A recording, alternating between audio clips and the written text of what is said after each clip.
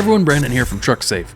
The FMCSA split sleeper berth regulation offers commercial drivers, at least those who have access to a sleeper berth, some flexibility in terms of when and how they obtain their required off-duty periods. But does it offer enough flexibility? That's the question the FMCSA wrestled with in a recent exemption request filed by one such driver. And that's what we're discussing in this video, so stay tuned and hit that like and subscribe button below if you find this type of content helpful.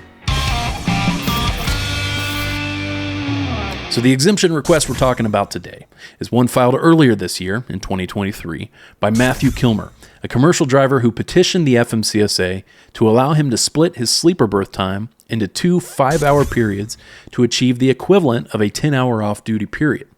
Matthew alleged in his request that such an exemption would enable him to be a more alert and well-rested commercial motor vehicle operator and allow him to find a safe place to park his vehicle. Now, before diving right into FMCSA's response to the request, let's briefly recap the split sleeper berth rule for those who may not be entirely familiar with it.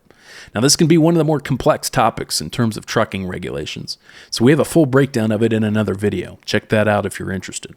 But to briefly summarize it here, the split sleeper berth rule is a limited exception to the requirement that commercial drivers obtain a full 10 consecutive hours off duty to reset their substantive time limits. For example, their 11-hour driving limit and 14-hour time window. In other words, the split sleeper berth allows drivers to split up that 10-hour off-duty break in a couple of different chunks of time throughout the day and still reset their substantive hours of service limits, which normally isn't permissible. Split sleeper berth really works to the benefit of drivers whose schedules can't really accommodate a full 10 consecutive hour off-duty break each day.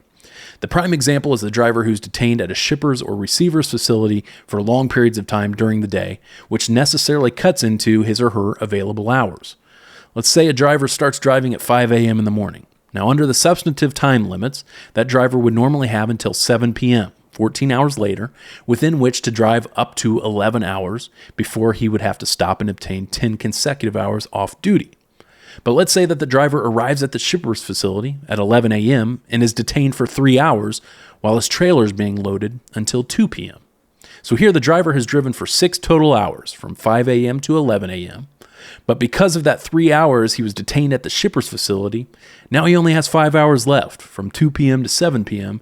to use the rest of his available driving time before having to get that 10 consecutive hours off duty. That big chunk of detention time has eaten a significant portion of time out of the driver's day and will likely prevent him from taking full advantage of his available hours for that day. Why is that the case? It's the case because that 3 hours of off-duty detention time is essentially lost. It doesn't do anything to reset or extend the driver's available hours because it's not a full 10 consecutive hours. And therein lies the problem that the split sleeper berth rule seeks to fix. That rule allows drivers to use those interim off-duty breaks to their advantage by combining them with longer breaks to achieve the equivalent of a 10-hour off-duty break and thereby reset their available hours. Now, the key thing to know about the split sleeper berth rule as it currently exists is that it has some limitations in terms of how drivers can split up their time. First of all, to qualify as a legitimate sleeper split, we have to have 2 periods of off-duty or sleeper berth time that add up to at least 10 hours. And neither of these 2 periods can be fewer than 2 hours, and the longer of the two has to be at least 7 hours. So a 2-8 split and a 3-7 split would qualify, but a 1-9 and a 5-5 split would not. And that's the issue that is central to Matthew Kilmer's exemption application.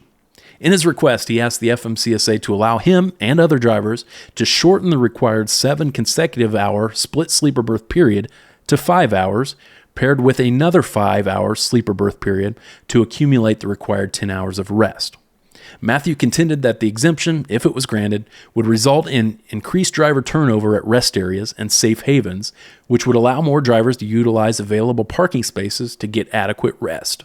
He stated that the percentage of drivers with proper rest would increase, creating a more alert and responsive driver population and reducing sleep-related crashes. He also argued that the added flexibility would allow drivers to better utilize their available time when accounting for delays due to inclement weather or detention time at a shipper's facility. Now, despite several folks commenting in support of Matthew's exemption request, the FMCSA recently denied it, stating that, quote, the applicant failed to establish that he would likely maintain a level of safety equivalent to or greater than the level achieved without the exemption, which is a prerequisite to obtaining these types of exemption. The agency went on to explain that in 2020, when it last modified the current split sleeper berth rule to allow some additional flexibility, it considered, but ultimately declined, other split modifications. In doing so, it explained, quote, "There is no clear evidence, to say nothing of a scientific consensus, that a 6-hour or shorter sleeper berth period is long enough to prevent cumulative fatigue. That is especially obvious since drivers cannot be expected to fall asleep immediately. The 7-hour period adopted in the final rule allows enough time for drivers to relax, decompress, and obtain more than 6 hours of sleep. Having examined a wide range of sleep and fatigue studies which fail to converge on a single result, the agency concluded that the 7-3 split is both scientifically reasonable and responsive to the needs of the driver population for greater flexibility." So long story short here, the agency is sticking to its guns for now in terms of the minimum rest period requirements for qualifying split sleeper breaks. This is despite what seems to be fairly widespread support for an expansion of the existing rule to accommodate different time splits. Will the agency change its tune on this in the future? We're just going to have to wait and see for now. That's going to wrap things up for this video. For even more in-depth information about these types of regulatory topics, be sure to check out our innovative online compliance courses for safety managers and drivers over at trucksafeacademy.com. Also, be sure to check out our detailed compliance articles on our website, trucksafe.com, and follow us on our various social media pages for the latest highway transportation news and analysis. Thanks for watching.